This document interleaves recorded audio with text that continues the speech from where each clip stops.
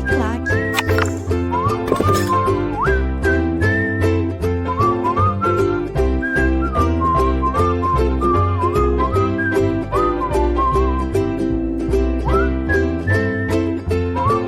Olá, amigos do LAC Concursos, professor Marcelo, mais uma vez aqui com vocês. Cara, vocês estão percebendo, para mais uma aula, eu fiz isso aqui diferente. Eu comecei a parte humana e vocês se lembram que eu dei a aula sobre demografia, pirâmide etária, transição demográfica, bônus demográfico, e depois eu gravei a aula sobre migrações internas, focando aqui em Mato Grosso. Aí eu gravei a bateria de exercícios separado, coloquei aqui. Tá bom? Beleza? Então eu vou para a resolução desses dois tópicos agora, tá joia? Então vamos lá, vamos começar. Pessoal, olha só. Isso aqui tem a ver com migrações. Vamos lá. A ocupação da nova fronteira agrícola do Brasil durante as décadas de 70 e 80 do século XX foi responsável por um intenso fluxo migratório em direção ao estado de Mato Grosso. Entre os principais grupos de imigrantes que vieram para Mato Grosso, podemos citar. Pessoal, vocês se lembram que eu falei para vocês que durante, deixa eu sair da frente se vocês já quiserem ir dando uma olhada, que durante o período do regime militar houve um forte incentivo, certo, para a vinda de imigrantes para Mato Grosso. Eu contei toda aquela história da Revolução Verde, da modernização da agropecuária, que o Sul e o Sudeste incorporaram isso primeiro, certo? Só que aí você começou a ter problemas de um êxodo rural mais intenso, maior desemprego na população rural com a mecanização, uma concentração fundiária mais acentuada, porque você precisava aumentar a área plantada de monocultura comercial, certo? Aí você ia em cima do pequeno proprietário. E eu falei para vocês que o embrião do MST não é aqui no Centro-Oeste, nem no Nordeste, é lá no sul do Brasil, principalmente um pouquinho sudeste, São Paulo. É o embrião do MST. E eu falei para vocês que, obviamente, para o regime militar isso não era bom. Claro que não era. Você ter conflito no campo, movimento social organizado, sendo mais de tendência à esquerda, marxista, certo? Comunista, se você quiser falar. E o MST, efetivamente, tem essa orientação ideológica, certo? Então, nós fomos, de uma certa maneira, fomos uma válvula de escape.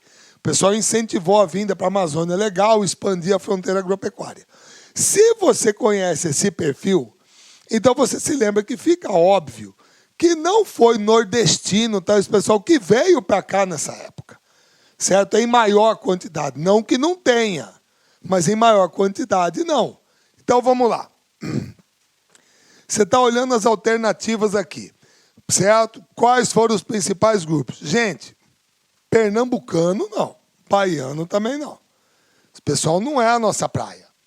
Ah, Marcelo, mas mineiro e paranaense podia ser. Bom, até capixaba não, pô. O pessoal não veio do Espírito Santo para cá, certo? Paulista, tudo bem. Goiano e paraibano, se bem que até tem bastante goiano aqui, mas não, pô, Goiás também era uma área de atração, certo?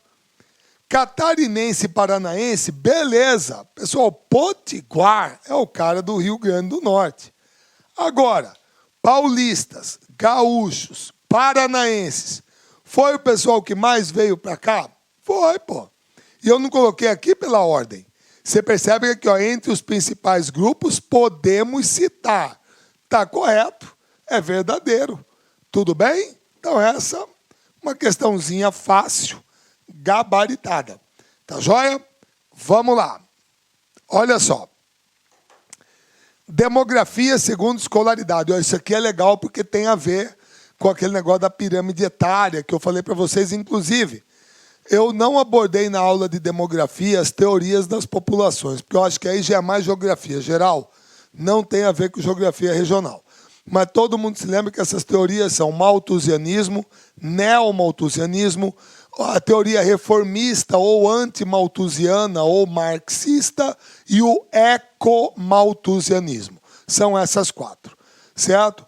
O malthusianismo é aquela que fala que a população vai em PG, a comida vai em PA. Então não vai ter comida para todo mundo, como não dava para aumentar a produção de comida, você tinha que controlar a natalidade. O neomalthusianismo é aquela que fala que pobre é pobre porque tem muito filho. Se não tivesse tanto filho, não era tão pobre. Então, é a turma que defende controle de natalidade. Só que você se lembra que a teoria malthusiana é do século XVIII. Quando você fala neomalthusianismo, é novo. É do século XX, principalmente pós-Segunda Guerra. Então é controlar a natalidade para resolver o problema da pobreza. A causa da pobreza é o grande número de filhos. Se você diminui o número de filhos, você diminui a pobreza. Certo? Principalmente, obviamente, nos países subdesenvolvidos. A teoria antimalthusiana, o antimalthusianismo, ou reformista, ou marxista, você está vendo pelo prefixo que ela é contra, é aquela que inverte a ordem dos fatores e, obviamente, inverte o produto também, certo? Que é o seguinte, pobre tem muito filho porque é pobre. Os neomalthusianos falam pobre é pobre porque tem muito filho. Se não tivesse tanto filho, não era tão pobre. Os antimalthusianos dizem pobre tem muito filho porque ele é pobre. Se ele não fosse tão pobre, ele não teria tanto filho.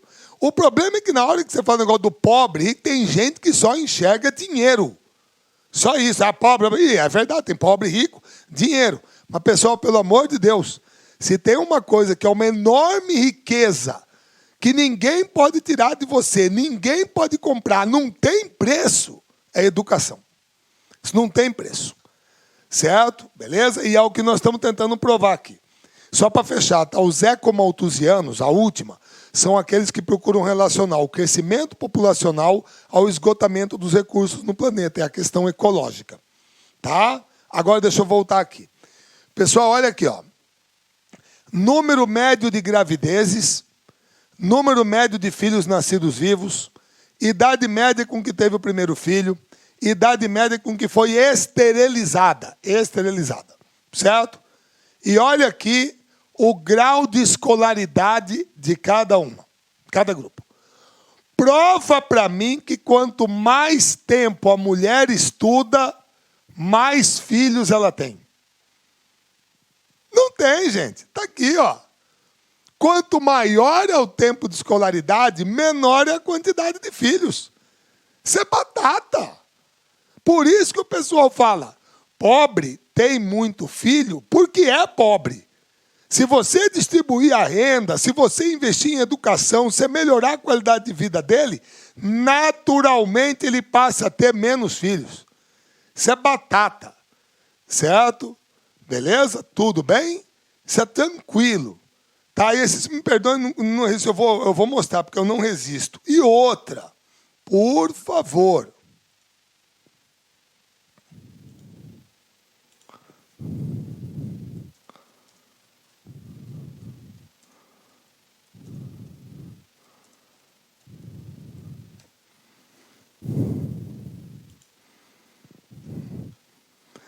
Pessoal, pelo amor de Deus, para de ser emprenhado pelo ouvido. Desculpa eu falar dessa maneira se você tinha essa ideia, com todo respeito. Respeitando meus concursandos e concursandas. Você vai ficar com aquele discursinho com todo de quem não lê, de quem não se informa. Não, essa turma fica tendo mais filho para pegar mais dinheiro do Bolsa Família. Ah, é? Então é um bando de burro. Se eles estão tendo mais filho para pegar mais dinheiro, como é que a queda da natalidade é maior entre eles? Como? Você vai brigar com o número? Essa é uma coisa que eu falo, meu Deus. Você vai brigar com fato, com número. Não dá, doutor. Está vendo como que quando a vida do povo melhora, naturalmente ele tem menos filhos? Porque ele passa a compreender o que significa botar um filho no mundo, pô. Se você é ignorante, não, vamos tendo aí. Onde come 3, come 4, vamos lá. Fazer sexo à torta e à direita, porque é bom. E com sua parceira está ali. E uma mulher submissa, ignorante. E aí? Não é? Agora aqui. Melhora. Você entendeu? Essa é a visão antimalthusiana. Melhora a vida do povo, melhora a qualidade de vida, distribui a renda, investe em educação, que naturalmente as pessoas têm menos filhos, as famílias terão menos filhos. Tranquilo. Você entendeu? Agora, vamos lá. O nosso amigo colocou a tabela aqui para você analisar, para nós analisarmos. Então, vamos lá. Analisando o quadro abaixo sobre a população, podemos fazer as seguintes afirmações. Exceto, então eu quero a errada, certo? Os dados demonstram claramente que um melhor nível de escolaridade pode influenciar nos índices de fecundidade da população, que é o número médio de filhos por mulher, certo? Sendo que, à medida que o nível de escolaridade aumenta, a tendência é de haver uma redução na quantidade de filhos por casal. Absolutamente correto. Tranquilo, aí quanto mais estuda, menos filhos tem. B. As mulheres com menor nível de escolaridade engravidam mais cedo, provavelmente devido à influência cultural que predomina nas famílias mais pobres, onde a mulher são destinadas às tarefas domésticas e os cuidados com os filhos. Você tem alguma dúvida disso? Meu caro, por favor, vamos colocar assim, nós, classe média. Algum de nós aqui cria filha, sexo feminino, para ficar em casa sendo dona de casa? Ou desde pequeno a gente não fala para elas, falamos, filha, você vai ter que ter seu dinheiro, ter seu carro, seu talão de cheque, sei lá o quê, sua conta bancária, seu salário, ser independente. Não é essa a nossa visão? E a partir daí, ela passa a pensar primeiro na carreira profissional dela, depois que ela vai pensar em ser mãe. Isso é tranquilo, verdadeiro, certo? C. Observa-se que as mulheres com maior grau de instrução têm filhos mais tarde e são esterilizadas praticamente na mesma idade que as mulheres de menor grau de instrução, o que mostra que o período fértil das mulheres mais instruídas é menor, sendo que uma das razões para isso é a preocupação com a atividade profissional. Vamos lá. Olha só a idade que a mulher que estuda mais tem o primeiro filho. Idade primeiro, 24. Essa aqui tem com 20. Agora, esterilidade, bloqueadora, 30. Essa aqui também com 30. Então é igual. Só que aí é o seguinte, se ela teve o primeiro filho com 20 e esterilizou com 30, o período fértil dela foi de 10 anos. Não é o período fértil, mas aqui, entre o primeiro filho, 10 anos. Aqui, 6 anos, 4 anos a menos. Por quê? Porque provavelmente essa mulher aqui fala, eu vou ter filho mais tarde e vou deixar de ter mais cedo porque eu estou preocupado com o mercado de trabalho. Tá certo? Beleza? Com a minha carreira profissional. Tranquilo. D de dado. As mudanças ocorridas na população brasileira ainda não foram suficientes para mudar o perfil da nossa população, pois a natalidade continua aumentando, principalmente nos centros urbanos, onde predominam os jovens na população. Marcelo, errado. Errado, peraí. Você não deu uma aula para a gente sobre transição demográfica? Você falou que a palavra transição significa mudança. Então, está havendo uma mudança do perfil da população, sim. Você falou que a população está envelhecendo, a maioria é adulta, e você vai falar para mim que nos centros urbanos a natalidade continua aumentando? Não! Nos centros urbanos é onde vive a população mais instruída, você tem a melhor qualidade de vida. Equivocado. Letra E. Considerando que o grau de escolaridade influencia na fecundidade da mulher, provavelmente as regiões Norte e Nordeste são as que registram maiores taxas de natalidade e fecundidade. Verdadeiro. Se você conhece bem o Brasil, você sabe muito bem que as regiões Norte e Nordeste, infelizmente, por isso que nós temos que melhorar, são aquelas que têm os piores IDHs do Brasil. São aquelas que têm os maiores índices de analfabetismo, de população fora da escola. E isso significa que, provavelmente, lá a natalidade e a fecundidade são maiores. Mas, natalidade e fecundidade não é a mesma coisa? Não. Fecundidade é o número médio de filhos por mulher. Natalidade é o número de nascidos vivos dividido pelo total da população multiplicado por 1000. Certo? A quantidade de filhos para cada 1000 habitantes. Tudo bem? Gabaritada a questão. Vamos lá. Aqui, ó, tem a ver com migrações. Entre os municípios criados a partir da década de 70, no estado de Mato Grosso, como resultado do intenso processo migratório, podemos citar, exceto... Ou seja, tem um município aqui que não tem nada a ver com isso, com a migração para cá. Os outros têm. Sinop, Poxoréu, Alta Floresta, Tangará da Serra, Apiacás. Qual deles foi fundado antes desse processo intenso de imigração da década de 70? Qual foi? 5 segundos. Exatamente, Poxoréu, pô. O antigo Alto Coité. Tá certinho, Poxoréu não tem nada a ver. Sinop é colonização recente, Alta Floresta, Ariosto da Riva, Indeco também é, Tangará também é, Apiacás também é. Certo? Beleza, acho que Apiacás também é do Paranaíta, Alta Floresta, Paranaíta, Apiacás. É da Indeco, a colonização do Ariosto da Riva. Sinop do Enio Pipino, Tangará eu não sei de quem que é. Tá certo? Beleza? Muito bem. Vamos lá. Entre os fenômenos verificados atualmente na população mato-grossense, podemos citar aqui verdadeiro ou falso. Gradual redução das taxas de natalidade. Aumento expressivo da taxa de mortalidade. Diminuição progressiva da população urbana. Aumento da expectativa de vida da população. Redução da população relativa. Vamos lá. Pessoal, por acaso, está caindo a natalidade, sim ou não? Sim, verdadeiro, tem uma redução da taxa de natalidade. Com certeza, certo? É verdadeiro. Tá joia? Aumento expressivo da taxa de mortalidade. Falso. De maneira nenhuma. Tem nada a ver. A taxa de mortalidade não está aumentando, ela está caindo. Eu até mostrei gráfico para vocês, ela, apesar da turma falar muito de violência, acidente, não, a taxa de mortalidade caiu. Certo? Diminuição progressiva da população urbana. Falso, Marcelo. O que é isso? A população urbana aumentou, pô. Já está até aumentado. Aumento da expectativa de vida da população. Verdadeiro. Verdadeiro, a população está vivendo mais. Certo? A pirâmide etária, você se lembra, o topo está ficando mais largo.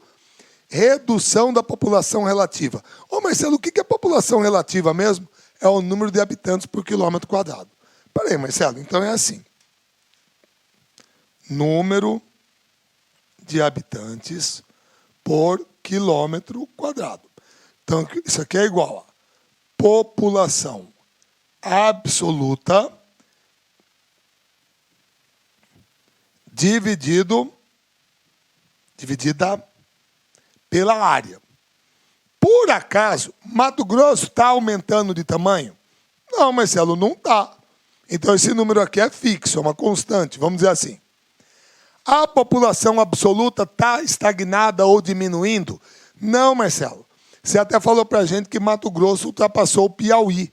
E agora nós somos o 18º estado em população. Certo? Então, significa que se esse número aumenta, e isso aqui é constante, então o número de habitantes por quilômetro quadrado também aumenta. Pouquinho, mas aumenta. Certo? Então, a última lacuna é falsa. Certo? Beleza? Vamos lá. Olha só.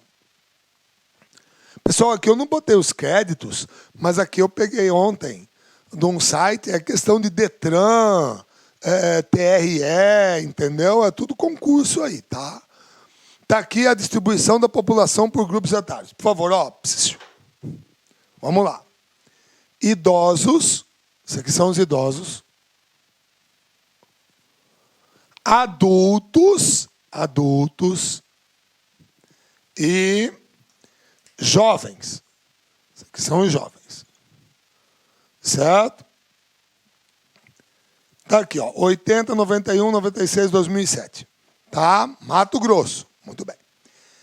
A leitura do gráfico e os conhecimentos sobre a dinâmica populacional do estado do Mato Grosso permitem afirmar que no período entre 80 e 2007.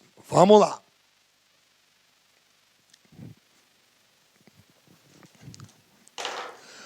O decréscimo do grupo etário de 0 a 14 anos mostra a importância das políticas públicas de controle de natalidade estabelecidas pelos governos estadual e federal. Ah, mas ele é verdadeiro. Espera aí. Qual é a expressão que você tem que olhar ali na letra A para falar, não, isso aqui, mas nem a pau. Qual é? Marcelo, controle de natalidade. Ah, mas não tem controle de natalidade? Não tem, não. Fala para mim, quanto que o governo foi na sua casa para falar quantos filhos que você tem que ter? Quanto? Quando foi isso? Nunca vi. Isso é controlar a natalidade. Ah, você está falando que era como na China, uma família, um filho. Exatamente. E você sabe que a China aboliu essa política. Aboliu. Agora pode ter 2. Mas era uma família, um filho. Uma política de filho único. Isso é controle da natalidade. Certo? O que a turma faz aqui no Brasil, o que o governo incentiva, é você fazer planejamento familiar. Mas você que planeje. Você quer ter 4 filhos? O problema é seu. Tudo bem? Você pode ter. Quem que vai proibir? É seu, você que planeja com sua esposa, você com seu marido. Certo? Então, controle de natalidade, não. De maneira nenhuma. Certo? B. A distribuição dos grupos etários reflete o forte peso dos migrantes adultos no conjunto da população do Estado. E também a tendência ao envelhecimento da população. Espera lá. Primeiro, a população está envelhecendo? Tá, Marcelo, olha como que idoso era isso aqui, agora é isso aqui. Olha como que adulto era isso aqui, agora é isso aqui. A população está envelhecendo. Verdadeiro. Ah, Marcelo, mas migrantes adultos? Meu querido, peraí. Criança migra sem um adulto?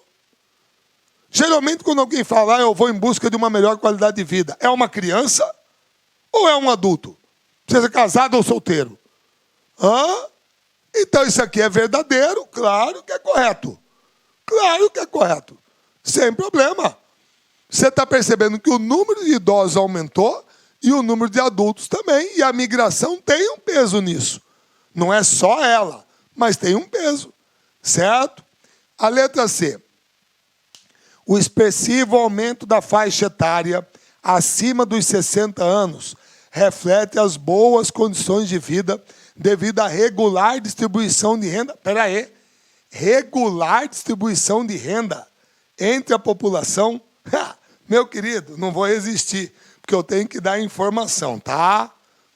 Não vou, você me perdoe, a turma fala que eu sou chato, mas lá vamos nós. Certo?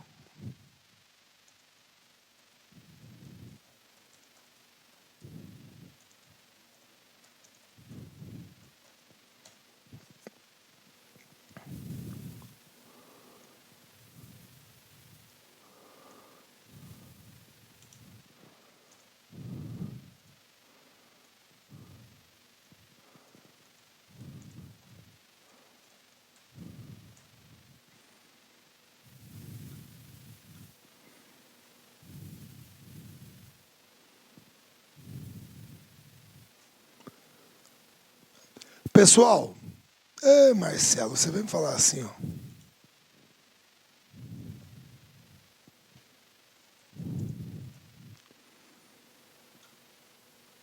Aqui está do 5 de outubro, 1º de agosto, mas está aqui, ó. 5% dos mais ricos no Brasil tem 28% da renda e patrimônio dos brasileiros. E você vai querer falar para mim que está bem distribuída? O que eu estava procurando aqui, perdão,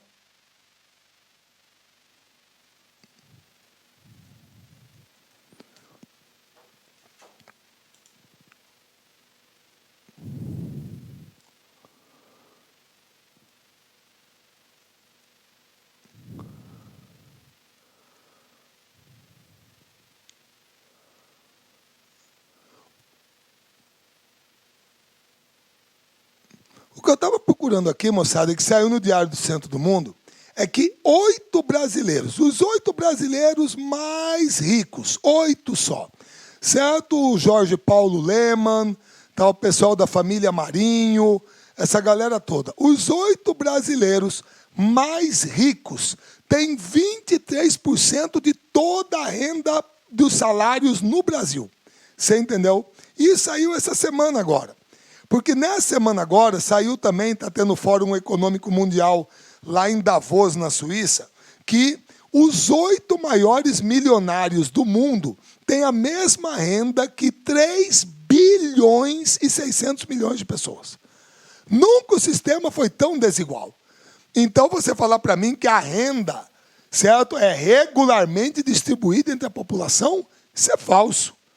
Tudo bem? Desculpa aí o tempinho, tá? D.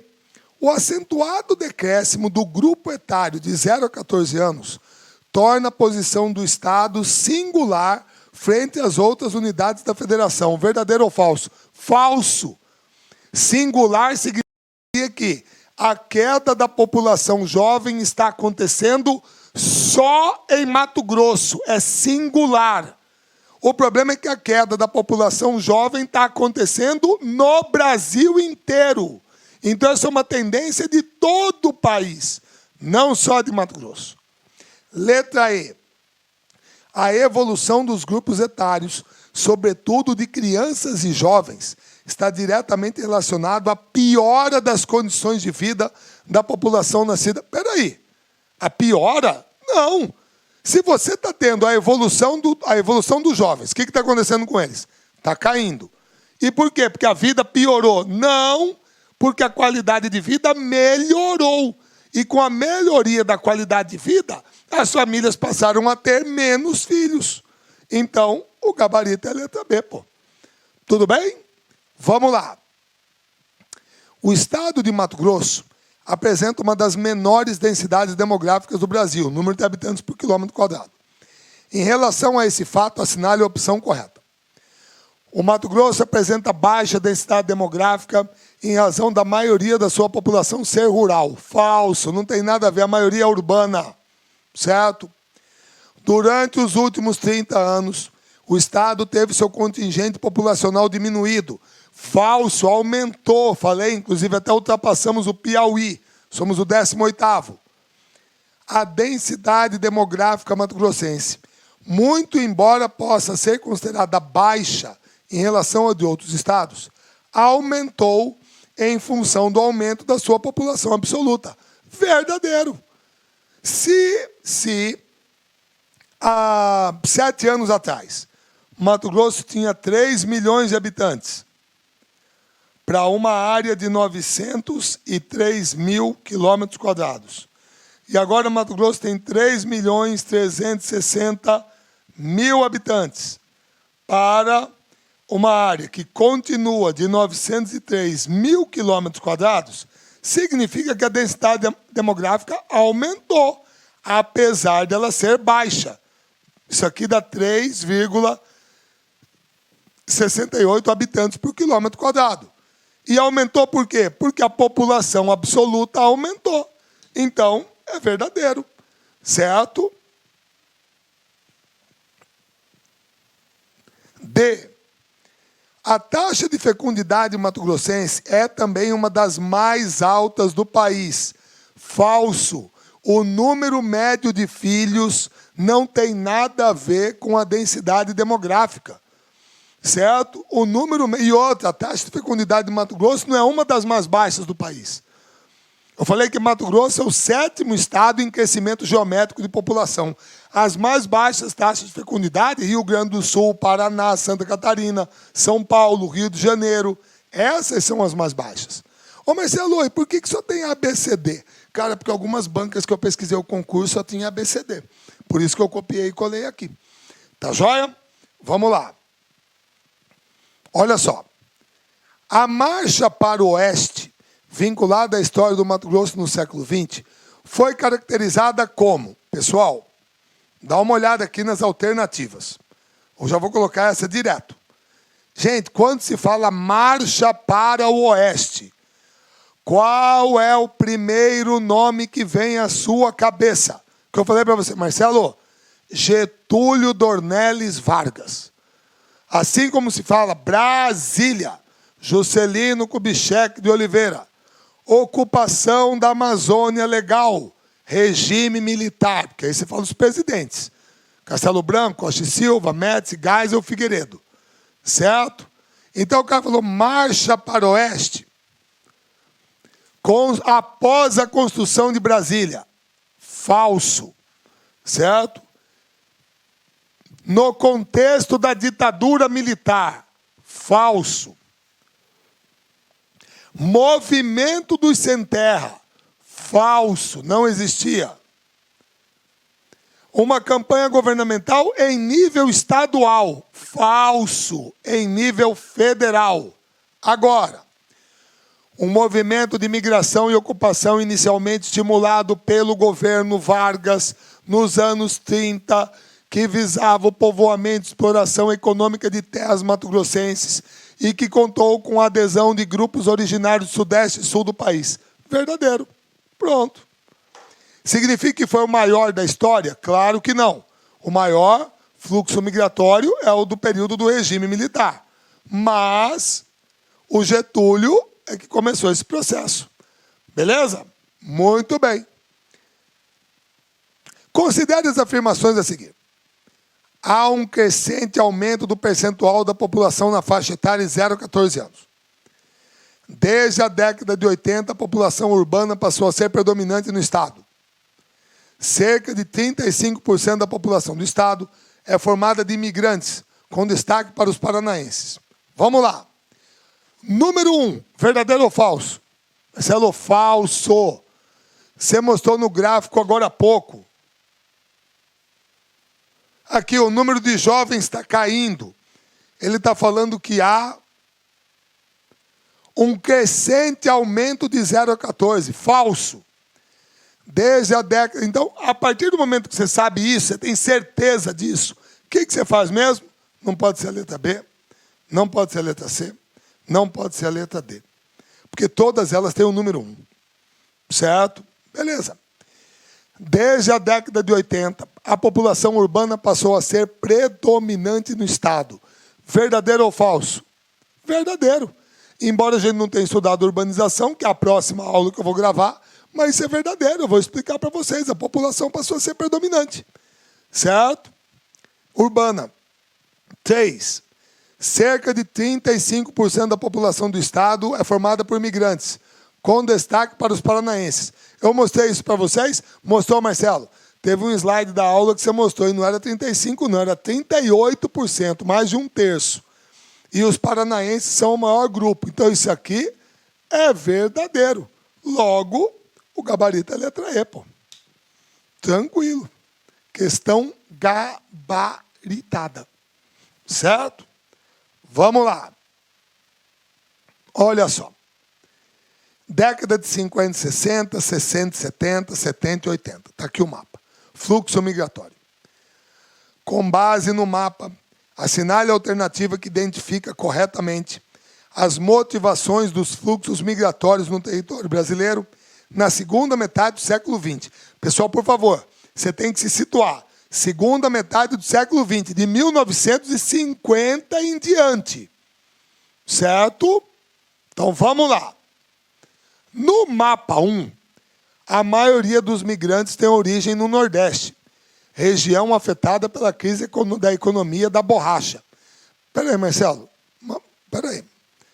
Essa região foi afetada pela crise da economia da borracha. Marcelo, borracha foi na Amazônia. Borracha foi aqui, pô. Certo? Nada a ver, pô. Tá aí outra. Década de 50 e 60. Regiões industrializadas do Centro-Oeste. Centro-Oeste não tem indústria. Certo? A indústria aqui em Mato Grosso ainda é incipiente. Tem, mas a gente vai estudar isso. Falso, não pode ser. B. No mapa 2, o maior contingente de imigrantes para o Centro-Oeste provém do Nordeste. Mapa 2. Vem do Nordeste? Não, Marcelo. Sudeste e Sul. Não vem do Nordeste. Nordeste só um bracinho. É Sudeste e Sul. Então é falso. C. No mapa 3, o maior fluxo migratório que se dirige para a região norte vem do sul do país, em razão da expansão da fronteira agrícola. Verdadeiro ou falso? Marcelo, verdadeiro. Está aqui, vem para a região norte, expansão da agropecuária, ocupação da Amazônia legal. Está correto, sem problema. D de dado. Ao longo da segunda metade do século XX, o maior incentivo desses fluxos migratórios é a reforma agrária, que garantiu o predomínio da pequena propriedade no campo. Pessoal, com todo respeito, por acaso, o Brasil já conseguiu concretizar uma reforma agrária estruturada, estabelecida? Não. Como que o cara fala disso aqui? Falso. Beleza? E o período mais intenso de fluxo migratório em direção ao centro-oeste e norte do país foi nas décadas de 50 e 60. Falso. É o que tem menos fluxo migratório. Então, o gabarito é a letra C, pô. Tranquilo. Beleza? Vamos lá. Observe a figura. Está aqui um mapa, o burro, um quadro, um mural, certo? Está aqui. Mural da Libertação. O reino e antirreino. Em Santa Terezinha, aqui no Baixo Araguaia. Aqui quem está de um lado, está aqui quem está do outro. Certo? Beleza? Enxergou bem isso aí? Vamos lá. Essa pintura mural registra a visão da Igreja Católica acerca das relações entre empresas, projetos agropecuários, poceiros e indígenas no Nordeste de Mato Grosso. Nordeste de Mato Grosso é o Baixo Araguaia. Pessoal, vocês estão vendo aqui, ó.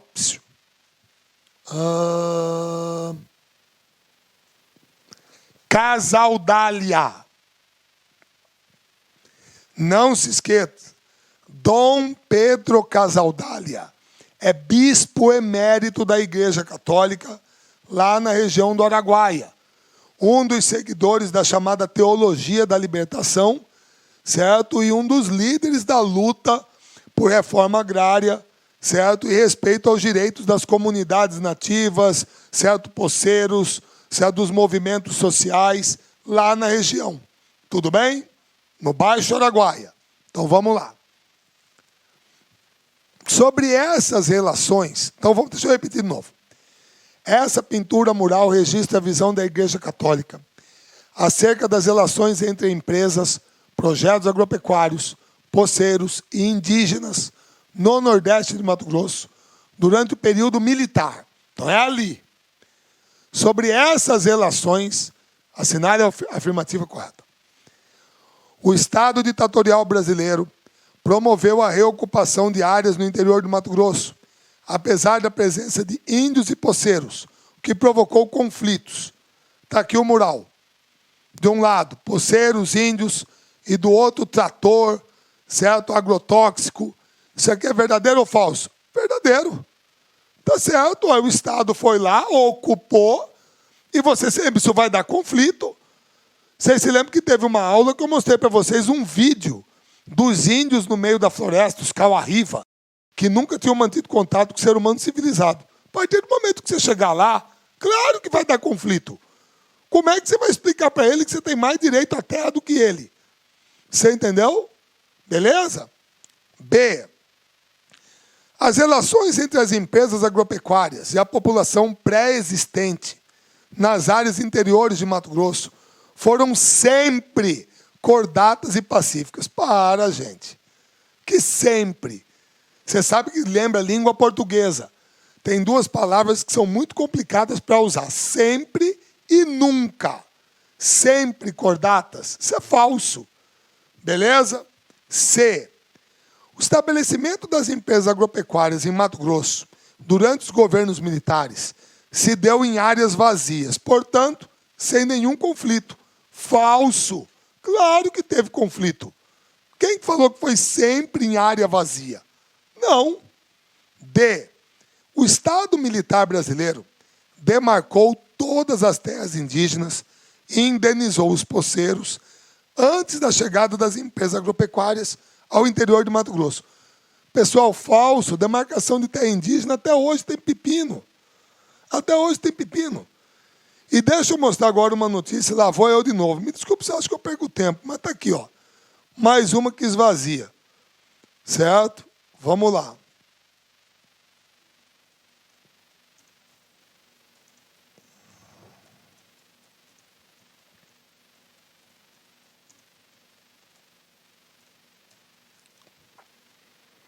Está aqui, ó. Moçada. Vocês estão vendo que foi há 13 horas. Está aqui, ó. É o dia que eu estou gravando. Isso aqui é o dia 18. Eu estou gravando a aula dia 19. Perdão. Uma portaria do Ministério da Justiça Muda agora um critério que vinha desde o governo Fernando Henrique Cardoso. A quem que cabia a demarcação de terras indígenas? A FUNAI, Fundação Nacional do Índio, que é o órgão responsável por trabalhar essa questão. Negativo. Agora quem demarca a terra indígena é o Ministério da Justiça. Certo? Agora, quem demarca, perdão, ele não está aqui, né? Está aqui, é o Ministério da Justiça. É o Ministério da Justiça que vai demarcar. Ou seja, com todo respeito, é este incompetente aqui, que não tem uma política para debelar esse problema no presídio, que também vai chamar para si, ele quer erradicar maconha, né?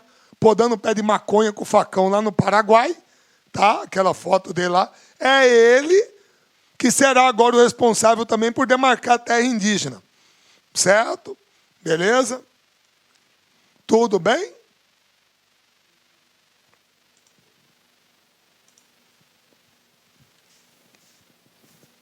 Então, o gabarito aqui é a letra A, pô. Tá joia? Então, o Estado brasileiro não demarcou todas as terras, nem indenizou pulseiro. Por isso que ainda tem pepino de demarcação. Mato Grosso é um estado com grande parte da população procedente de outros estados do país. Sobretudo, de outros estados do país. Sobre o assunto, marque verdadeiro ou falso. A abertura dos grandes eixos rodoviários, especialmente a BR-163, Cuiabá-Santarém, foi um marco representativo da efetiva implantação de projetos de colonização. Como consequência, ocorreu a multiplicação de novos municípios nas áreas de fronteira agrícola. Verdadeiro ou falso? Marcelo, verdadeiro. Foi aquela foto que você mostrou para a gente de Sinop, em 74. A rodovia que passa ali é a BR-163. Então, na BR-163, você tem Nova Mutum, Lucas do Rio Verde, Sorriso, Sinop, está tudo ali. Certo? Na década de 90 do século XX, na micro-região de Colíder, predominou a emigração de nordestinos, seduzidos principalmente pelo enriquecimento fácil que o garimpo prometia. Falso! Colíder não é terra de garimpo. Garimpo é lá em Peixoto de Azevedo, Matupá. Juína tem garimpo de diamante. Poconé, garimpo de ouro. Você tem outras áreas. Colíder, não. Garimpo em Colíder, não. Certo? Durante o processo de expansão da fronteira agrícola, o Estado poderia ser dividido, grosso modo, em duas partes. O norte, uma área de maior dinamismo demográfico, e o sul, formando uma área mais consolidada e com menores taxas de incremento demográfico. Marcelo, verdadeiro. Tanto é verdade que você mostrou para a gente que Sorriso ultrapassou... quem mesmo? Não, Sorriso, Tangará da Serra ultrapassou Cáceres e Sorriso vai ultrapassar Cáceres. E Nova Mutum e Lucas do Rio Verde e Sorriso já ultrapassaram Barra do Garças. Então o sul já era mais consolidado. Agora o norte, para onde o pessoal ia, cresceu mais rápido. Verdadeiro. Certo? Enquanto a população de localidades no extremo sul, como Alta Floresta... parei, peraí. Alta Floresta. Extremo sul, verdadeiro ou falso? Falso, gente. Falso, que é isso? Você está maluco. Alta Floresta no extremo sul do estado. Isso é falso. Já matou ali a questão. Então, o gabarito está ali. Verdadeiro ou falso, verdadeiro ou falso. Tá joia? Beleza, moçada? Gente, resolvidos os exercícios, tá? Desculpa o tempo que eu perdi aqui. Tá joia? Beleza? Depois eu vou pegar aquela notícia e eu vou mostrar para vocês. Certo? Numa outra aula. Porque eu odeio, porque eu paro, eu vou lá e some. Mas aí também é defeito meu. Então aí a gente fez a bateria de exercício de demografia, conclui esse assunto. Próxima aula que eu vou gravar é a de urbanização. Tá ok? Beleza? Moçada, um grande abraço a todos e até a próxima. Clique like.